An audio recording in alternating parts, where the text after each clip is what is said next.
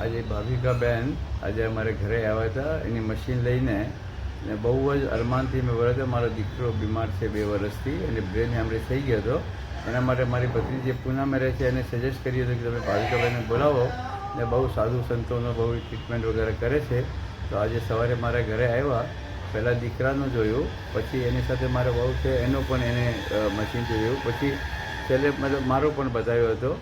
તો એનામાં જે પ્રિડિક્શન્સ છે, જે એની ફાઇન્ડિંગ્સ છે એ આપણે ગમે છે. ઇટ લુક્સ લાઈક કે ભાઈ જે આવે છે 100% તો કોઈનું સાચું ન હોય કે આપણે ન કદાચ જામતું હોય, પણ મોસ્ટ ઓફ ધ થિંગ્સ જે એમાં કહેવામાં આવી છે એ અમને ગમે છે ને સાચી વાતો છે.